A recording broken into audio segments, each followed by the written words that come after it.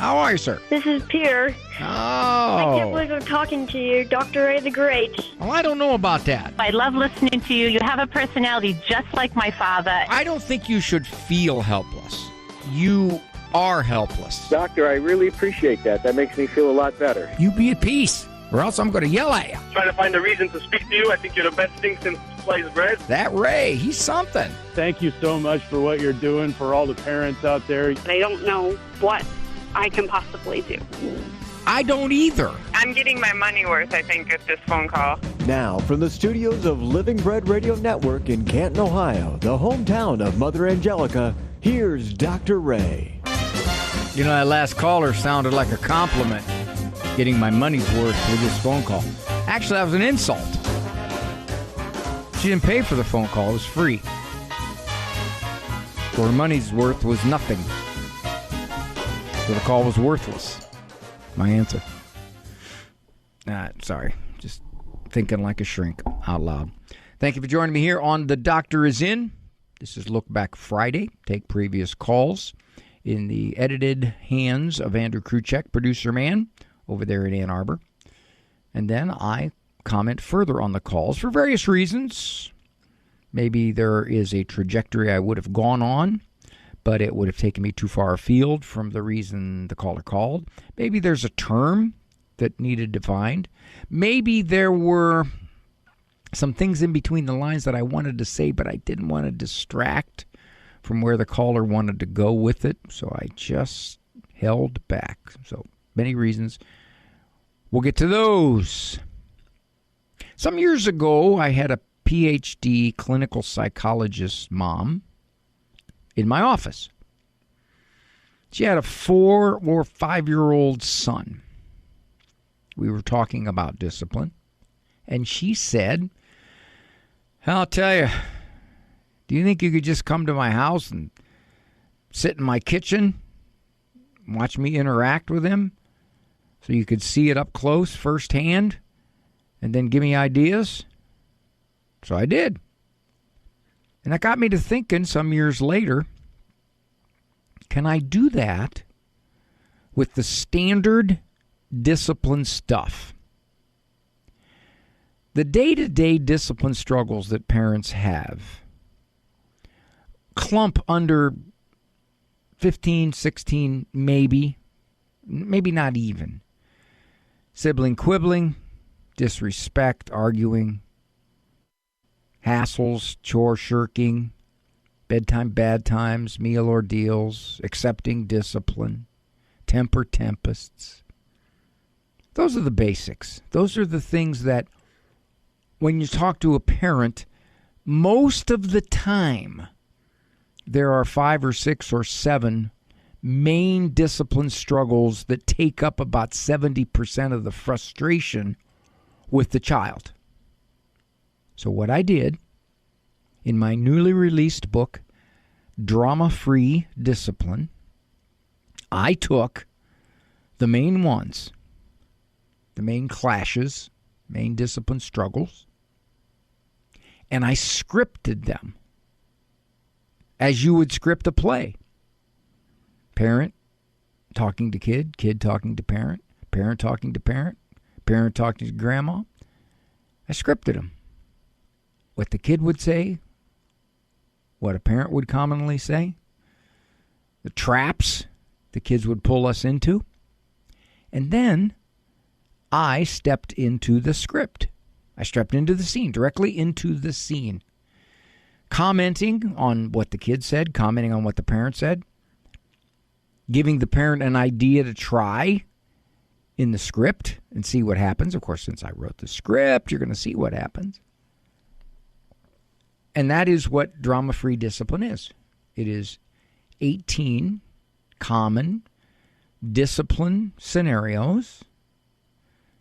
And I actually do, on paper, what I did with that PhD psychologist mom who asked me if I could demonstrate, if I could observe her with her son and give her pointers and ideas on how not to get trapped into arguments with him and how to enforce the discipline that he was refusing. So doing that with her, I thought, why can I not do that on paper? And not just with the fact that he's a 5-year-old. I did the whole range. I had one where a 13-year-old girl could not understand at all why she was not given a cell phone, smartphone. I had another one where the son was arguing that he should be able to drive, and Dad was trying to point out to him that he wasn't showing the trustworthiness, and the kid was arguing. I had one where the 5-year-old refused to go to the corner. He just wouldn't do it. I had another in the morning, the dragging it out in the morning where it's frustrating. It's like one parent said, we could wake up on the bus and he'd still be late for it. So I took all those common scenarios and I commented and analyzed what the parent said, what the kid said back to resist or avoid or argue or negotiate. And then I commented. And it's not unusual for me to 6 or 7 or 8 times enter the scene with a comment, with an instruction, with a potential consequence, wording. Drama-Free Discipline. It's a re-release of an earlier book. I edited it and cleaned it up. It's available on my website, drray.com. It's signed there. It's also available to the EWTN catalog and Sophia Press. And I would hope that it's available at, for sure, your local Catholic bookstore. I don't know. I know it's on Amazon. They carry everything. They carried my 9th grade term paper. Yeah, they did. All right, when we come back, we'll get to some of these look-back calls after I just did my shameless promotion. Dr. Ray.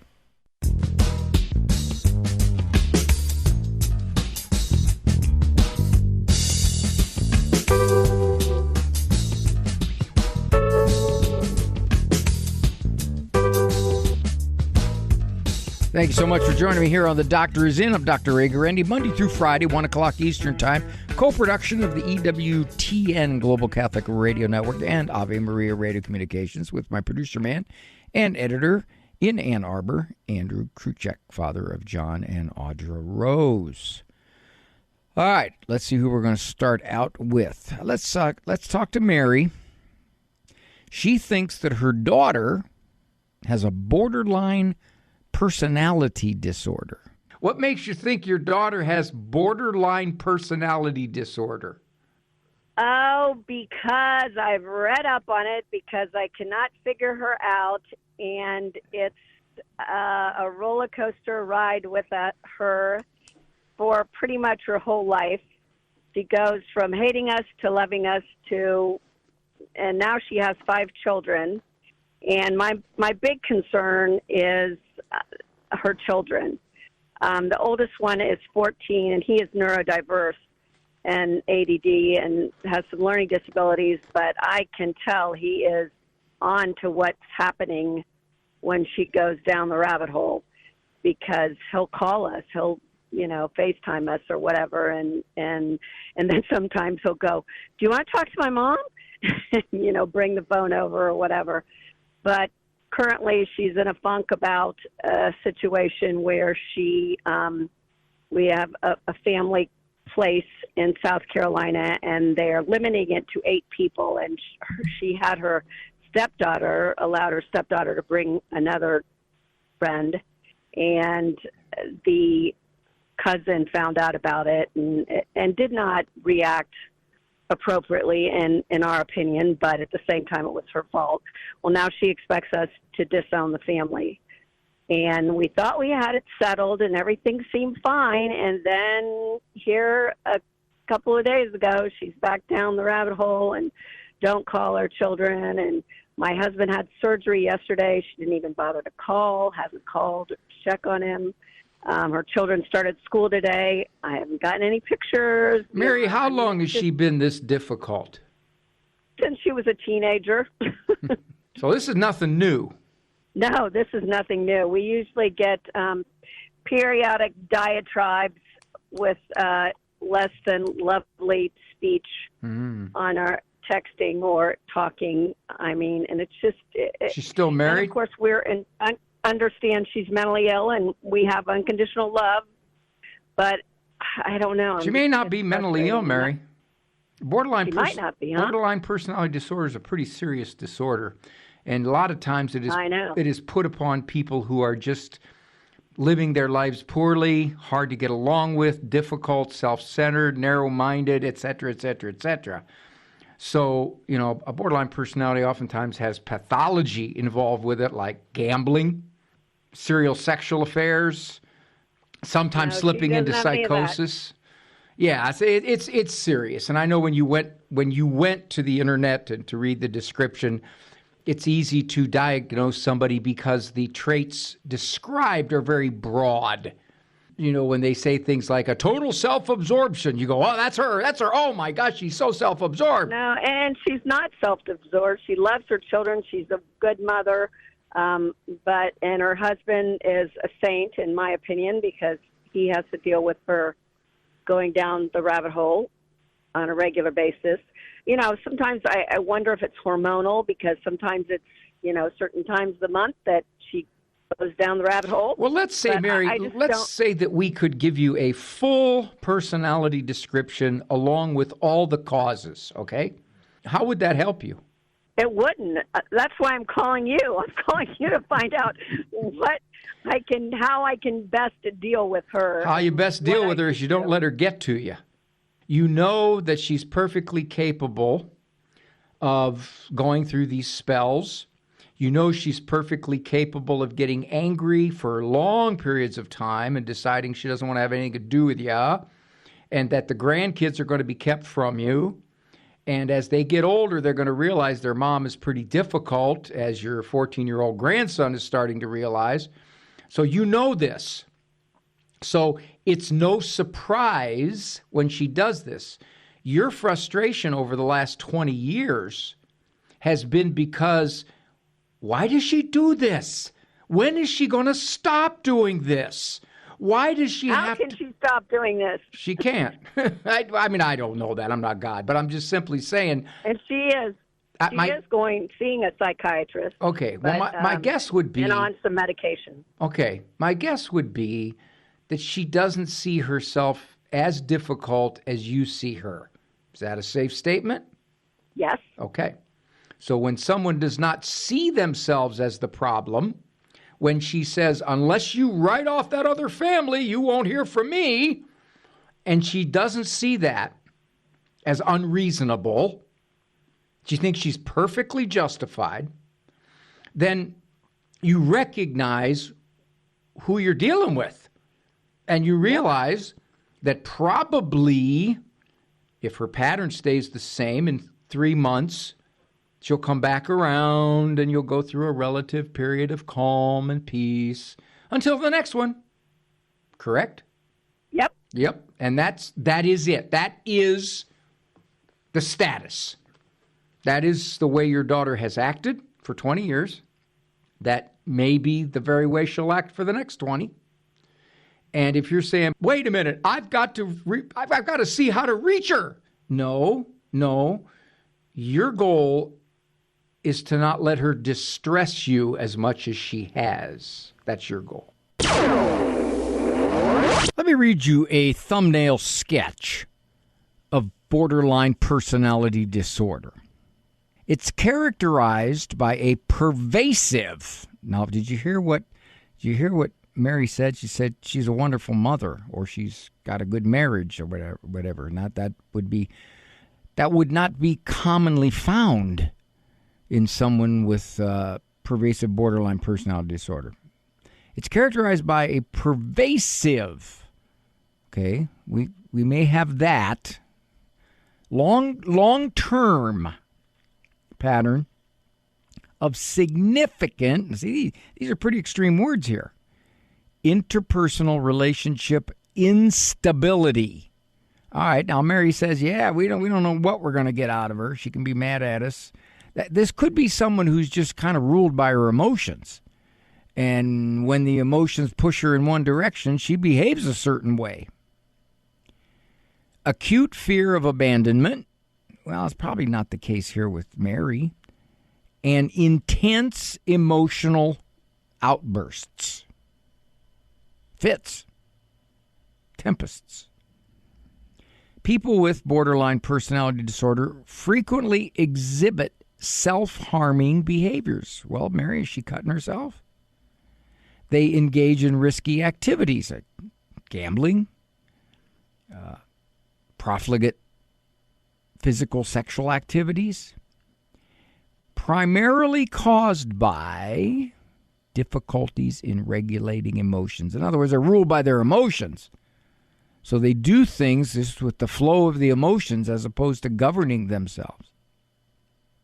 Symptoms such as dissociation, in other words, the old, I don't really feel like I'm in my body, I don't know who I am, I feel like I have a different personality. A pervasive sense of emptiness and distorted sense of self are prevalent. Now, I can't make that diagnosis, and Mary says that her daughter is seeing a psychiatrist, so I don't know if the psychiatrist leveled that diagnosis. Mary said she went to the internet and read it and said, oh, well, that sounds like her. Well, on the basis of what I've read and on the brief description that Mary gave, it sounds like she falls short of borderline personality, which is the most serious of the personality disorders. Sometimes it can even slip into psychosis. So given that, if I had a chance to talk to Mary at greater length, my guess would be I'd find out that her daughter is kind of unpredictable in her emotional outbursts, unpredictable in deciding when to turn off her affection toward mom, kind of unpredictable in her own contentment and happiness with life. And Mary says, did you hear her? She said her husband is a saint. In other words, she's, according to Mary anyway, difficult to live with. She's getting medication. That doesn't in and of itself mean something, because approximately 30% of adult females are now on medication. So, given that, I guess the points to be made here are, one, be careful about going to the internet for a diagnosis. These kinds of things need to be diagnosed by a good, deep diving clinical exam, interview, history, perhaps personality tests, to come up with what would be considered a reliable diagnosis. In other words, 5 other therapists who would do the same thing would agree with you, or 4 of them would anyway. So that's one. You can't make a diagnosis on the basis of just a list of symptomatology, because you got to talk to the person, you got to find out how long it's been around, when does it show up, how does it show up, what is the resolution of it if it does show up. All these things have to be taken into account. The second thing is, in between what Mary was saying, she wanted to know, why does my daughter behave this way? My first answer is, well, of course, I don't know. However, that is the question that many people ask. Why is this person like this? Because they are. They either have a history of bad decisions which have compounded themselves, or they have emotions that are unruly and they don't govern them well. They have a discontent about life. Things in their lives are interpreted most negatively. So there are all kinds of reasons why someone could be difficult in their interpersonal relationships or in their relationships across the board. Now, if I had a chance to talk to Mary, I would say at great length, Mary, is your daughter like this predominantly with you? Maybe her husband. What do the people at work say? Does she have friends? See, according to this particular description, and I'm going against my rules here, that it's interpersonal relationship instability long-term pattern. Well, she does have friends. She's had people that she's been friends with for a while. Or in fact, there's a handful of people that have to deal with her on a regular basis who struggle the most with her, but others don't. It's tempting to put some kind of a personality diagnosis on people who are just difficult for us to deal with. It gives the illusion that if we have a name to put on it, it explains it. It doesn't explain it. It doesn't explain it at all. It just puts a description on it, a summary description. If we look at it and we assess it and we say, well, according to my clinical assessment here, this person would fit dependent personality disorder, avoidant personality disorder, anxiety personality disorder. If so, then what is the question that has to be asked? Then what? What are you going to do about it? Now, in most cases, if somebody's in therapy, you can explore how they think, how they behave. You look at the results of their habits. You can do this. But if it's a relationship in a family, then you're forced to figure out how not to let this person get to you. Because as Mary said, it's been 20 years. It should be pretty clear what her daughter's like by now. And for Mary to get frustrated over her. Now, she said, I'm worried about the kids. Well, yeah, that's understandable. But in many respects, what can you do other than being a grandmother that has contact with them if you're allowed? This is Life News Radio. I'm Jim Anderson. Pro-life advocates in Ireland are welcoming the legislative defeat of unlimited abortion. The bill would have allowed abortions in all 9 months and removed a 3-day waiting period before abortions. They say the defeat shows that many representatives in the Dáil, Ireland's legislature, are shocked at the growth in numbers of abortions. Kansans for Life is criticizing Governor Laura Kelly, who is holding on to the 2024 data on abortion. The data would likely show Kansans the danger of court-enforced liberalization of abortion law the year before. The Democrat governor is known for protecting abortion industry interests. This is Life News Radio. Persecution around the world has manifested itself through the centuries, but it is worse today than ever before. Aid to the Church in Need and its donors have been there to help since 1947, never abandoning the Church or her most vulnerable children. Will you stand up for your faith and accompany our brothers and sisters on their spiritual journey? Visit churchinneed.org. churchinneed.org. Operation Rescue is awarding the work of Mark Lee Dickinson, who has introduced his sanctuary cities for the unborn in dozens of cities, mostly in Texas. The impact of making abortion activities illegal is surprising. Abortion traffickers and other vehicles like those trafficking in abortion specimens must avoid passing through any of these cities.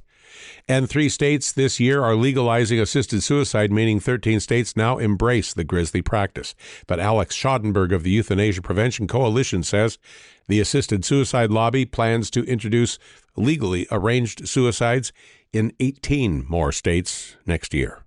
For pro-life headlines delivered to your email address daily, sign up at lifenews.com. This has been Life News Radio.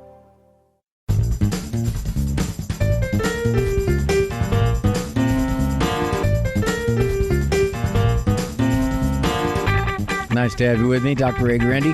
Program Doctors In, variant of the program Look Back Friday. Let's take Mike's call from Florida. And there were so many directions that I would want to comment on this one. So let's see which ones I pick out. Just real quick, my 9-year-old son entered 3rd grade in public school for the first time. He was at Catholic school last year. After roughly 60 days of this first year at public school, the teacher informed his mother, who is my ex-wife, that he's struggling a little bit in school.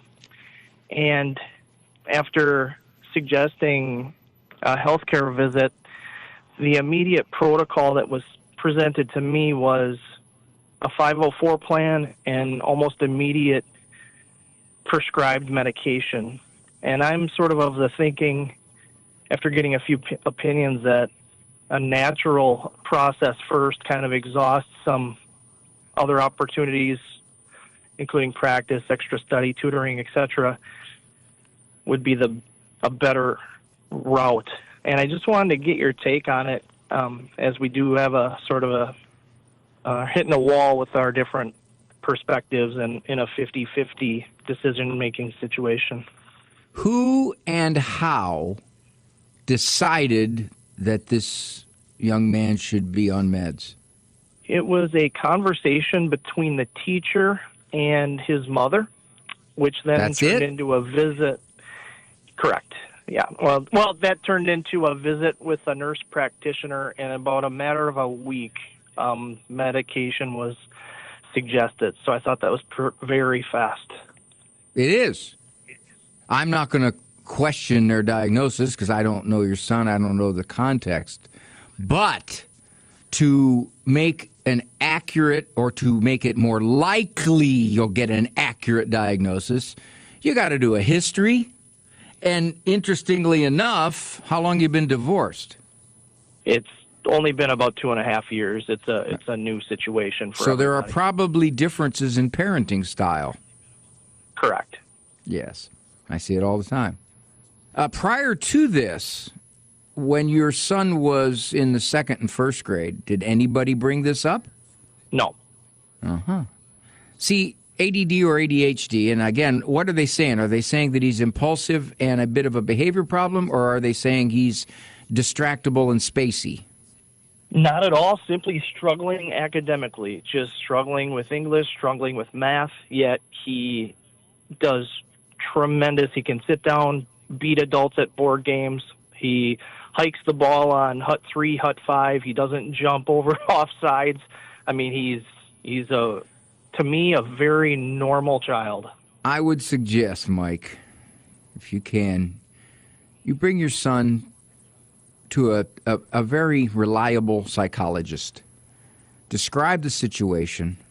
Let the psychologist explore the history here, the differences in parenting style, what prompted a teacher to say, well, he's struggling. Because he could be struggling because of learning problems, or he could be struggling because it doesn't come easy to him. He doesn't have necessarily learning problems, but it's not easy to him.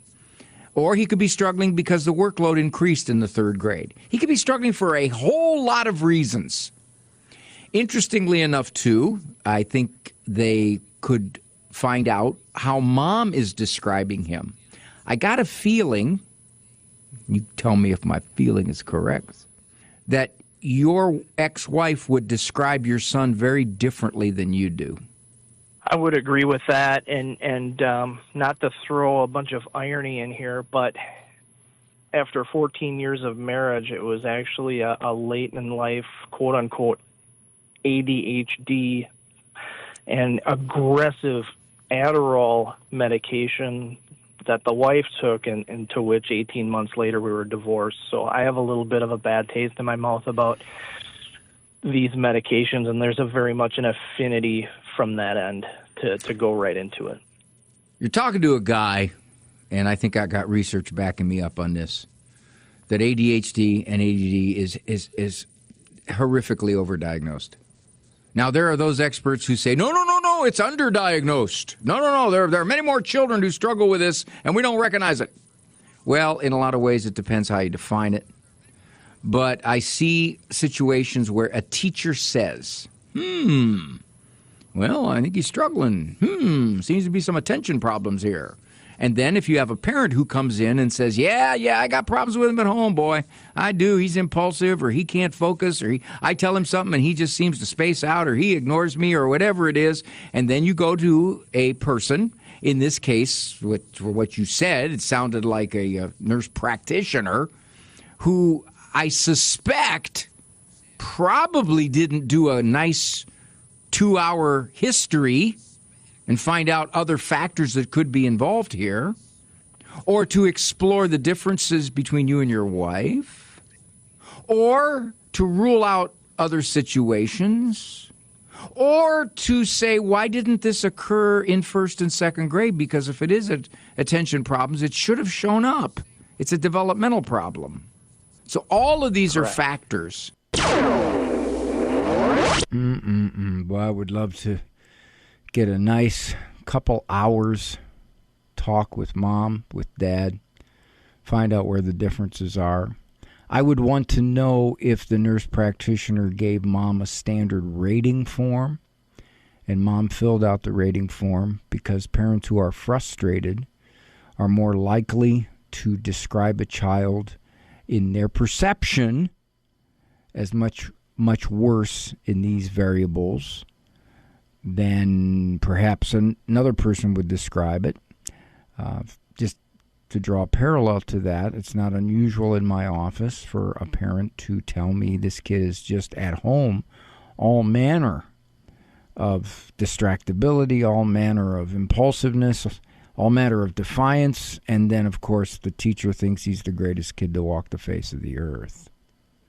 So if the parent were to fill out the rating form, it would look like that's the child's personality. That's who he is. If the teacher would fill out the rating form, you think you got St. John Bosco there, or Mother Teresa. That's another problem.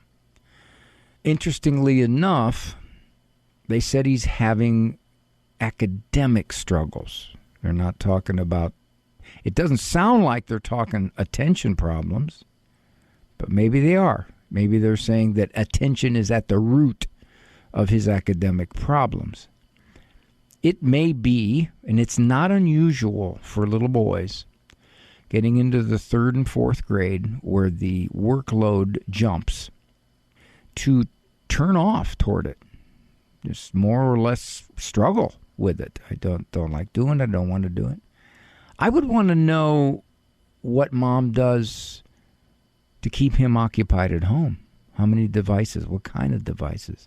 How much time on computer games? How much time on his iPad? I'd want to know that.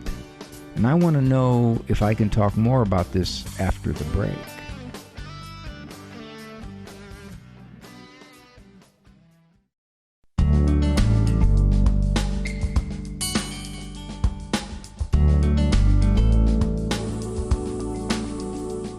Okay, got more to say. I'm looking back on my look back.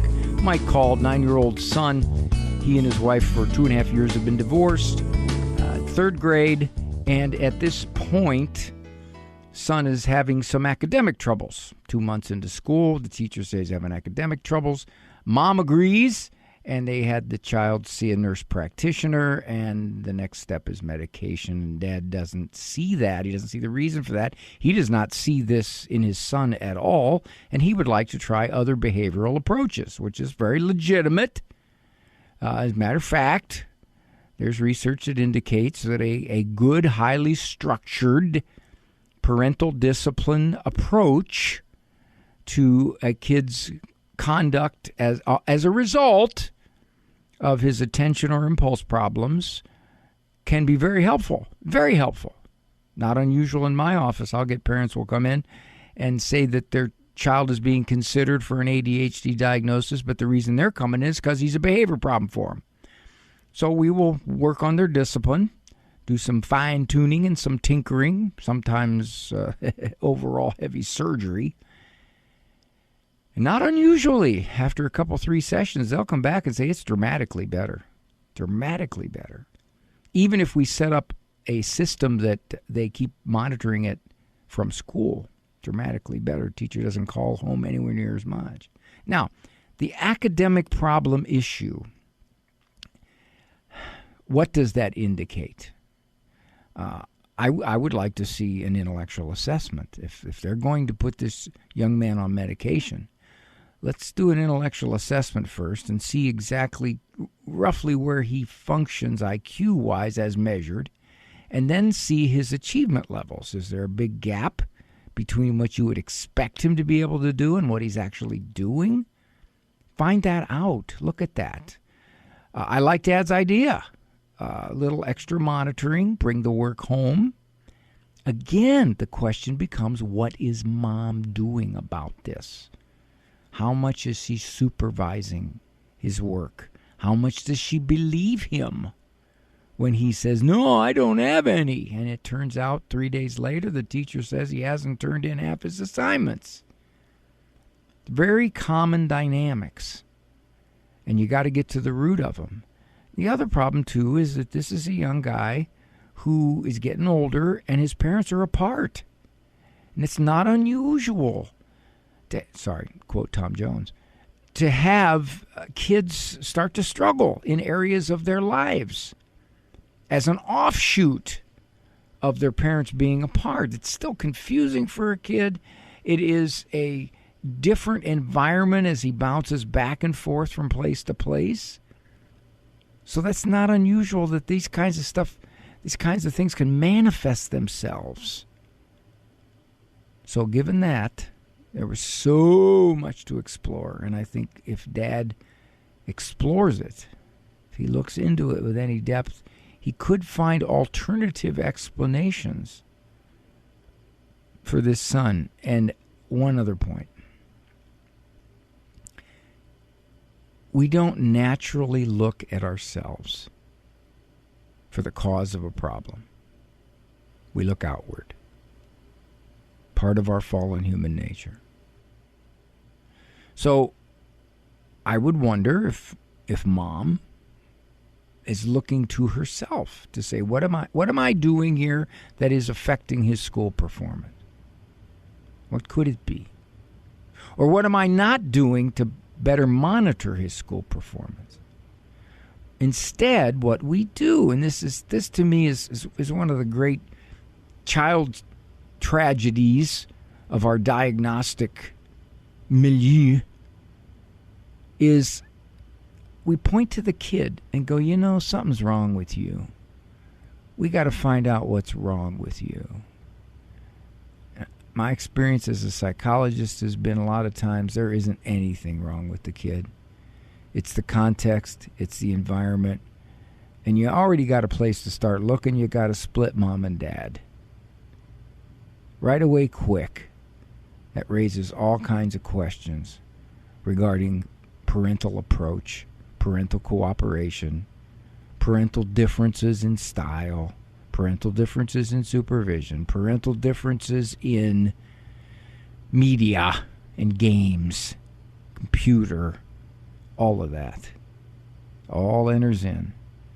But again, it's all too easy to point to the child and say, we got to find out what is internally wrong with him. Don't touch that dial. Dr. Ray will be back. One last look-back call from Gina, who would like a better relationship with her daughter-in-law, and the generational relationships, mother-in-law, daughter-in-law, leads the group with the most friction. I would like to have a better relationship with my daughter-in-law. Her and my son has been married about a year, dated for, I think, 4 years. And we just never really connect. They live at 2 hours from us, so we don't get to see them, all the time. So I'm just trying to figure out how to have a better relationship with my daughter-in-law. Get the conversation, kind of get talking. I'll ask her questions, and usually it's, I try to stay away from yes and no answers, but I try to get her to elaborate, try to feel comfortable, talking to me. So I'm trying to figure out what can I do, what can I help to, just cultivate this relationship. Did it start out that way from the beginning, where she just started dating your son, or has it been kind of getting uneasy with time? Well, it started out a little bumpy, as all of us, we'd like to see our kids, make wise choices. So when my son started dating her, it wasn't like 4 months or something, they started living together. And we were like, what? So we were like, told our son, that we didn't like that, but, that's his choice. So that was, kind of a rough patch there. I mean, we didn't constantly hammer him or anything. We just told him, sat him down and said, that's not a good idea. And then of course, she becomes pregnant before they get married. And they were like, oh my gosh. So there again, we sat down and go, this is not right to do that. And then we move on. It's not something we constantly bring up. Well, you know what, though, Gina? Mm-hmm. She didn't move on. Yeah, okay. That's what happened. I think. So how do I help that? How do I? Yeah. I've talked to my son and said, I says, we've come to accept.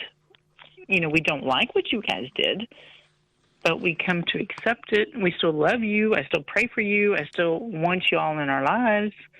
And I asked my son, I said, how can I connect with her? I want her to feel welcome. I don't want to have a rift. I want her to feel welcome. So I don't know what to do. Okay.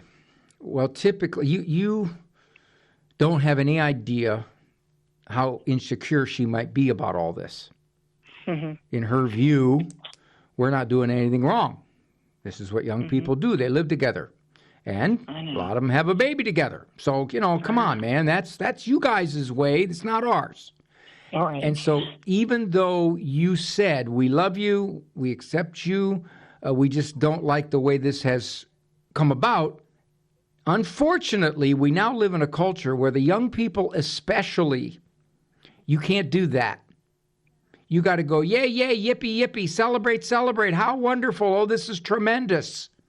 And you didn't do that. Now, right. I'm not saying you were wrong in not doing that, not at all. But I'm saying now she thinks, well, I know how your parents think. I know they think, they don't accept me. They don't like what I did to their son.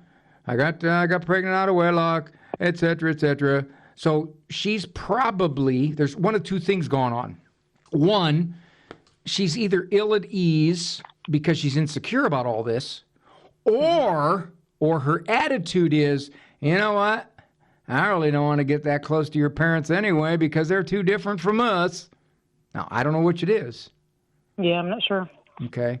I would say this. Here's what you can't do. And it sounds like, Gina, you've already done it because you sound like you got a lot of good sense surrounding this whole thing. Don't give opinions. Mm-hmm. Don't. I try not to do that. I try really hard. Because if you do even anything, it's just going to add to her opinion already that you don't accept us and the way we did it. Mm-hmm. Okay, that's the first thing.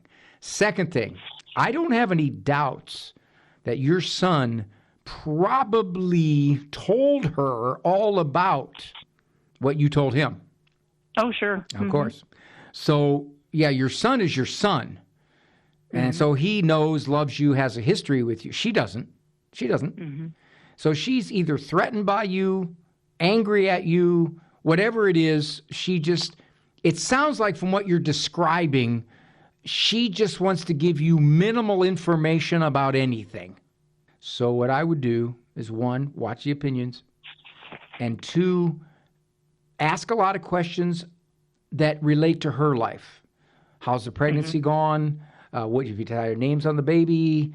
Is there, the date, the due date, all of that. Just so you at least show her we're celebrating this baby's life. Mm-hmm. It's a wonderful thing. Well, there's two levels here. One, we live in a culture where you can't give a moral opinion on anything. You can't even give a moral warning. Gina said living together is not good for the state of your relationships, not good for the state of your marriage. And, of course, she was right. What happened is there was an out-of-wedlock pregnancy. Now, it sounds at this point like the young people are trying to make the best of it and do well by it. I don't know how they got married, whether they got married in a church or civil marriage. I don't know. But it sounds like they're trying to step forward. And sadly, unfortunately, those marriages have a lowered long-term success rate. But we'll see. There's exceptions. Secondly, you can't gauge how insecure somebody is.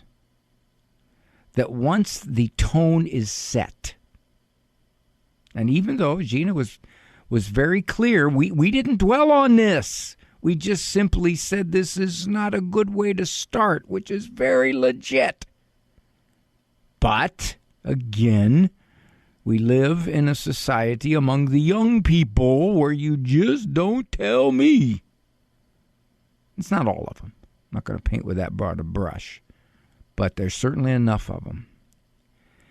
And probably in those 4 years that they were dating, or 3.5 they were living together, the girl just kept thinking, I know your mom doesn't approve, I know your mom doesn't approve, I know your mom doesn't approve.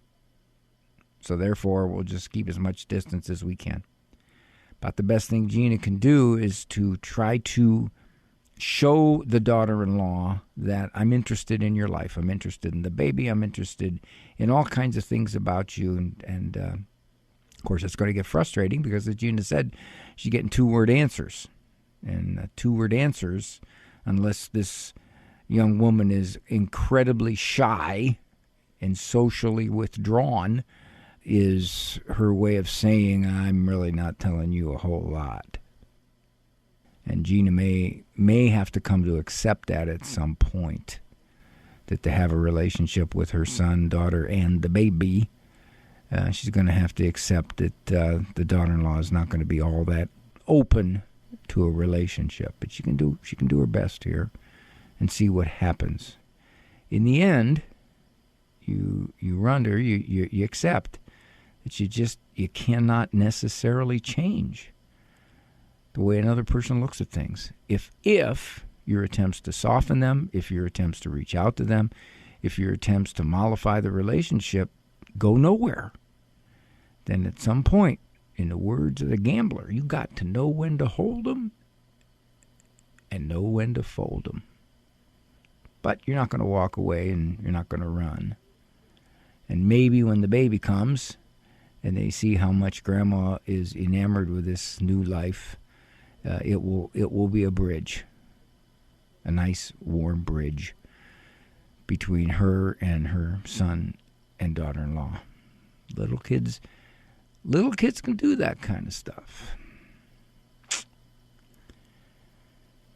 First impressions, they take a long time to undo. Long time. And if that first impression was interpreted by the daughter-in-law as, you just really don't like me, do you? You think I'm ruining your son, don't you? And we'll see how long it takes for that one to soften. Thank you for joining me here. I thank Andrew Kruchek, my producer man, for all his editing. You have one walk to stay on forever. You walk with God. For information on Dr. Ray's presentations, books, and CDs, visit drray.com and follow him on Facebook and Instagram. The Doctor Is In is a co-production of Ave Maria Radio and EWTN Radio and carried across the EWTN Global Catholic Radio Network.